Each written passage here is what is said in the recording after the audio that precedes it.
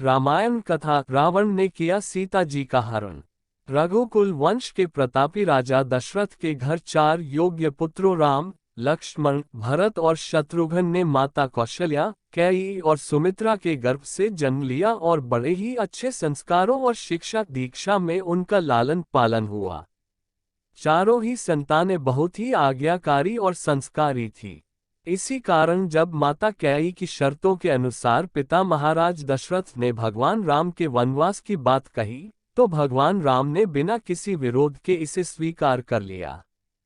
अपने पत्नी धर्म को निभाते हुए माता सीता भी उनके साथ वन गमन को तैयार थी और छोटा भाई लक्ष्मण भी भ्रातृत्व प्रेम के कारण अपने बड़े भैया राम के साथ वन जाने के लिए सजग हो गए। ये वनवास 14 वर्ष का था, जिसमें भगवान राम के साथ माता सीता और लक्ष्मण जी भी साथ थे। और यदि हम कहें कि इन दोनों के साथ होने के कारण भगवान राम की ये 14 वर्षों की वनवास की अवधि कुछ आसान रही, तो इस बात में कोई असत्यता नहीं होगी। परंतु इन 14 सालों की अवधि में वनवास के कुछ अंतिम दिन भगवान राम और माता सीता के लिए बहुत ही कठिन थे, क्योंकि इस दौरान माता सीता का रावण द्वारा हरण कर लिया गया था।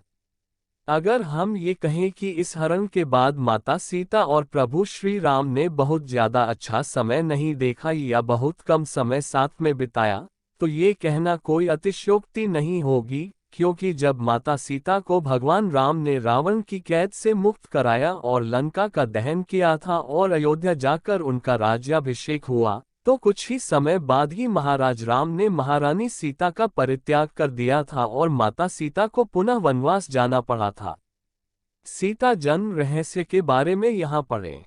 वनवास काल। रामायण काल में जब भगवान राम, माता सीता और छोटे भाई लक्ष्मण जी वनवास काट रहे थे, तो वे वन में एक स्थान से दूसरे स्थान पर भटकते हुए ऋषि मुनियों की सेवा और सहायता करते थे और साथ ही साथ उनकी पूजा अर्चना और तपस्या को भंग करने वाले राक्षसों को दंडित करते थे और इस तरह उनकी रक्षा भी करते थे। इस कारण अब राक्षस ऋषि मुनियों को परेशान नहीं करते थे। भगवान राम, माता सीता और लक्ष्मण जी सहित वन में घूमते घूमते पंचवटी नामक स्थान पर पहुंचे। ये स्थान उन्हें बहुत ही रमणीय लगा और उन्होंने वनवास के अंतिम वर्षों में यही रहने का निश्चय किया। उन्होंने पंचवटी में गोदावरी नदी के तट पर अपने लिए एक छोटी सी कुटिया बनाई और फिर वही समय व्यतीत करने लगे। शूरपणखा का राम और लक्ष्मण से मिलना। वनवास का समय शांतिपूर्ण तरीके से बीत रहा था। पहले की तुलना में राक्षसों का आतंक भी कम हो चुका था। इसी दौरान राक्षस कन्या शूरपणखा वन भ्रमण को निकली और घूमते घूमते गोदावरी नदी के पास पंचवटी पहुंची और वहां उन्होंने भगवान राम को देखा और उनके गौर वर्ण और सुंदर रूप को देखकर उन पर मोहित हो गई।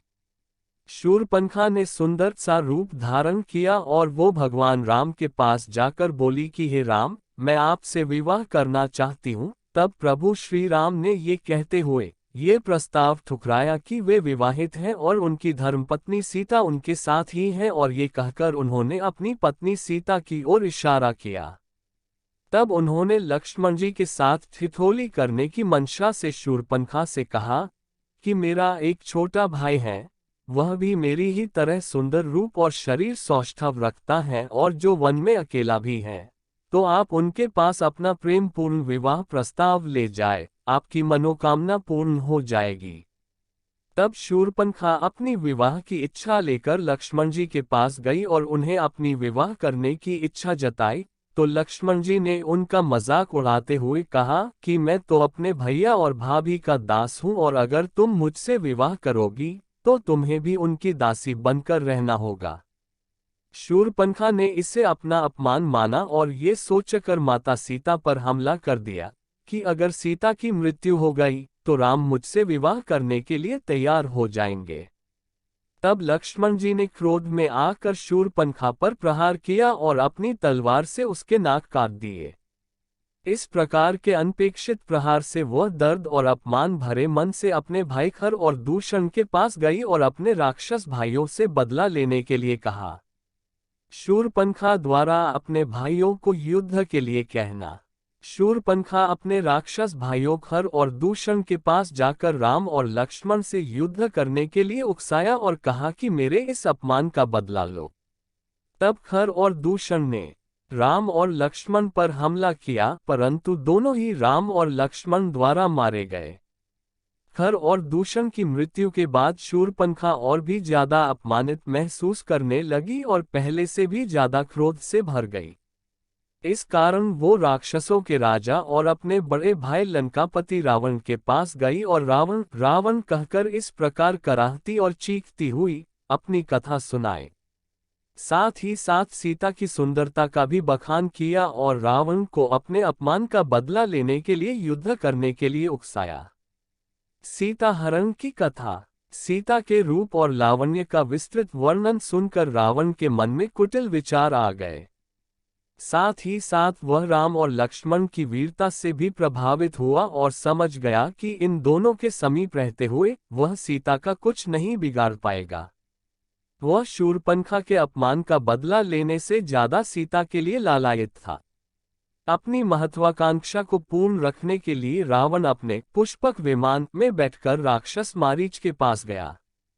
मारीच ने तप द्वारा कुछ ऐसी शक्तियां प्राप्त कर ली थी जिससे वह कोई भी रूप धारण कर सकता था और इसी शक्ति के आधार पर वह पहले कुटिलतापूर्ण क्रियाकलाप करता था।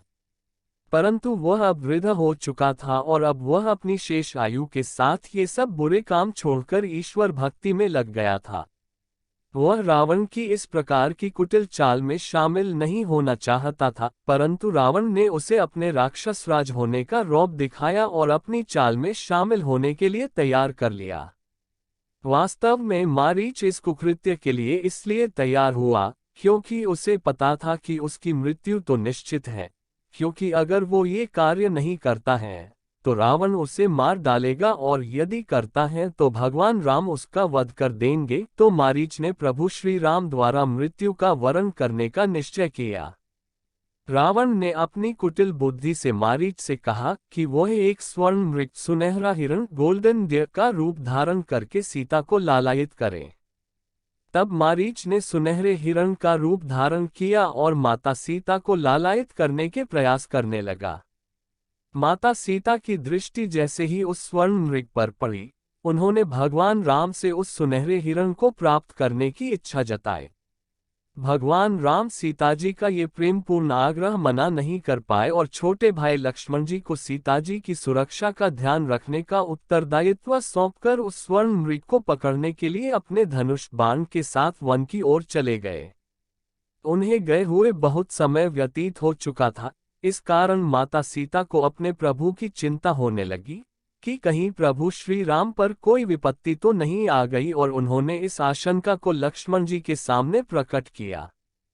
तब लक्ष्मण जी ने उन्हें समझाया कि हे माता, आप व्यर्थ ही चिंता कर रही हैं। भैया राम पर कोई विपत्ति नहीं आ सकती और उनका कोई कुछ नहीं बिगाड़ सकता। परंतु माता सीता उनकी इस बात को समझ ही नहीं पा रही थी और जैसे जैसे समय बीतता जा रहा था, उनकी चिंता भी बढ़ती जा रही थी। संध्या का समय हो रहा था। प्रभु श्री राम उस सुनहरे हिरण का पीछा करते हुए घने जंगल में जा पहुंचे थे और जब उन्हें लगा कि अब हिरण को पकड़ा जा सकता है, तो उन्होंने अपने धनुष से हिरण को निशाना बनाकर तीर छोड़ा। जैसे ही तीर मारीच को लगा, वो अपने वास्तविक रूप में आ गया और रावण की योजनानुसार भगवान राम की आवाज में दर्द से चीखने लगा, लक्ष्मण बचाओ लक्ष्मण, सीता सीता। इस कराहती हुई आवाज को सुनकर सीताजी ने लक्ष्मण जी से कहा कि तुम्हारे भैया किसी मुसीबत में फंस गए हैं और तुम्हें पुकार रहे हैं, अतः तुम जाओ और उनकी सहायता करो, उनकी रक्षा करो। ये सुनकर लक्ष्मण जी ने पुनः माता सीता को समझाया कि भाभी, भैया राम पर कोई मुसीबत नहीं आई है और ये किसी असुरी शक्ति का मायाजाल है, अतः आप व्यर्थ ही चिंतित न हो। ये सुनकर भी माता सीता ने लक्ष्मण जी की एक न सुनी और उन पर ही क्रोधित हो गई और उन्हें आदेश दिया कि हे लक्ष्मण, तुम जाओ और मेरे प्रभु को सकुशल ढूंढ कर लाओ। माता सीता के इस प्रकार के आदेश के कारण लक्ष्मण जी को अपने भैया राम के आदेश की अवहेलना करनी पड़ी और वे प्रभु श्री राम की खोज में जाने के लिए तैयार हो गए। परंतु लक्ष्मण जी अपने भैया राम के द्वारा दिए गए सीता माता की रक्षा करने के आदेश को पूर्ण करने के लिए उन्होंने एक उपाय सोचा और उस उपाय के अनुसार उन्होंने कुटिया के चारों ओर एक रेखा खींच दी जिसके भीतर कोई नहीं आ सकता था। फिर उन्होंने माता सीता से निवेदन किया कि भाभी, ये लक्ष्मण द्वारा खींची गई लक्ष्मण रेखा है, इसके भीतर कोई नहीं आ सकता और जब तक आप इसके भीतर हैं आपको कोई हानि नहीं पहुंचा सकता। अतः मैं आपसे प्रार्थना करता हूं कि चाहे कैसी भी परिस्थिति हो, जब तक मैं अथवा भैया राम वापस न लौट आए तब तक आप इसके बाहर अपने चरण न रखें। माता सीता इस बात के लिए सहमत हो गई और कहा कि ठीक है, मैं इसके बाहर नहीं जाऊंगी, अब तुम प्रभु को ढूंढने जाओ। इस प्रकार के वार्तालाप के बाद लक्ष्मण जी भैया राम पुकारते हुए वन की ओर चले गए। रावण, जो कि इसी अवसर की प्रतीक्षा कर रहा था कि राम और लक्ष्मण जी कुटिया से दूर जाए और वह अपने कार्य को पूर्ण कर सकें, वह माता सीता का हरण करने के लिए कुटिया के पास पहुंच गया। परंतु जैसे ही उसने कुटिया में प्रवेश करना चाहा, लक्ष्मण जी द्वारा खींची गई लक्ष्मण रेखा के कारण वह भीतर प्रवेश नहीं कर पाया। अब उसे अपनी योजना विफल होती हुई दिखाई दी, परंतु फिर उसने सोचा कि वह भीतर नहीं जा सकता, परंतु सीता तो बाहर आ सकती है और इस योजना को सफल करने के लिए उसने एक भिक्षुक का रूप धरा। भिक्षुक रूपी रावण ने माता सीता को कुटिया से बाहर बुलाने के लिए आवाज लगाई, भिक्षा देही, भिक्षा दीजिए। माता सीता ने जब इस प्रकार की आवाजें सुनी तो वे कुटिया से बाहर आई और भिक्षुक रूपी रावण को भिक्षा देने लगी, परंतु वे अब भी कुटिया के भीतर ही थी और रावण उनका अपहरण नहीं कर सकता था। तब रावण ने एक और स्वांग रचा। रावण, जो कि एक सन्यासी भिक्षुक के रूप में था, क्रोधित होने का नाटक करके कहने लगा कि किसी सन्यासी को किसी बंधन में बंध कर भिक्षा नहीं दी जाती। आप इस कुटिया के बंधन से मुक्त होकर भिक्षा दे सकती हैं तो दे, अथवा मैं बिना भिक्षा लिए ही लौट जाऊंगा। रावण के इस कपट से अनजान माता सीता ने अत्यंत ही विनम्र भाव से कहा कि हे देव, मुझे आदेश है कि मैं इस कुटिया से बाहर न जाऊं, अतः आप कृपा करके यहीं से भिक्षा ग्रहण करें। परंतु इस बात पर रावण कहाँ राजी होने वाला था, अतः उसने और भी क्रोधित होकर माता सीता से बाहर आकर भिक्षा देने को कहा और ऐसा न करने पर खाली हाथ लौट जाने को तैयार हो गया। तब माता सीता ने सोचा कि एक भिक्षुक सन्यासी का इस तरह खाली हाथ लौटकर जाना ठीक नहीं और एक क्षण की ही तो बात है। ऐसा सोचकर वे लक्ष्मण रेखा से बाहर आकर भिक्षा देने को तैयार हो गई। रावण मन ही मन बड़ा प्रसन्न हुआ और जैसे ही माता सीता लक्ष्मण रेखा से बाहर आई, रावण बड़ी ही शीघ्रता से पाने असली रूप में आया और उसने माता सीता का अपहरण कर लिया और उन्हें बलपूर्वक खींचता हुआ अपने पुष्पक विमान में बैठाकर लंका की ओर प्रस्थान कर गया और इस प्रकार माता सीता का हरण हुआ। माता सीता इस क्षणिक घटनाक्रम को जैसे ही समझी, उन्होंने सहायता के लिए अपने पति श्री राम और देवर लक्ष्मण जी को पुकारा, परंतु वे उस समय बहुत दूर होने के कारण माता सीता की आवाज सुन पाने में असमर्थ थे। परंतु माता सीता ने इस विपत्ति के समय भी बड़ी ही बुद्धिमानी से काम लिया और उन्होंने अपने जाने का मार्ग दिखाने के लिए स्वयं के द्वारा पहने हुए आभूषण धरती की ओर फेंकना प्रारंभ कर दिए, जिन्हें देखकर प्रभु श्री राम को उन तक पहुंचने का मार्ग पता चल सके। इसी बीच माता सीता सहायता के लिए भी पुकार रही थी, जिसे सुनकर एक बड़ा सा पक्षी उनकी सहायता के लिए आया। इस विशालकाय पक्षी का नाम जटायु था। वह रावण से युद्ध करने लगा, परंतु अपने बुरे शरीर के कारण वह ज्यादा देर रावण का सामना नहीं कर पाया और फिर रावण ने उसके पंख काट दिए। इस कारण वह धरती पर गिर पड़ा और कराहने लगा। दूसरी ओर भगवान राम और लक्ष्मण जी वन में मिल चुके थे और लक्ष्मण जी ने उन्हें बताया कि भाभी ने आपकी कराहती हुई आवाज सुनी और स्वयं को छोड़कर आपके रक्षण के लिए मुझे यहाँ आने के लिए विवश कर दिया। तब भगवान राम और लक्ष्मण जी समझ गए कि ये जरूर कोई असुरी शक्ति का मायाजाल है और सीता जी अभी संकट में है, और इस प्रकार का विचार आते ही वे दोनों कुटिया की ओर दौड़ पड़े।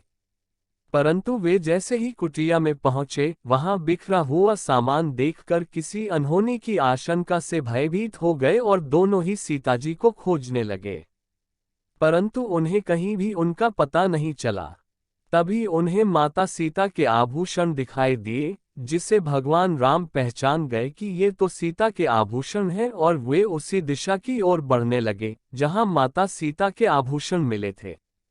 आगे चलते चलते उन्हें और भी आभूषण मिले और फिर कुछ ही दूर पर एक विशालकाय घायल पक्षी दिखा। यह जटायु था, जिससे पूछने पर पता चल कि माता सीता को राक्षसों का राजा लंकापति रावण हरण करके ले गया है, और इस प्रकार माता सीता के हरण की सही जानकारी उन्हें प्राप्त हुई।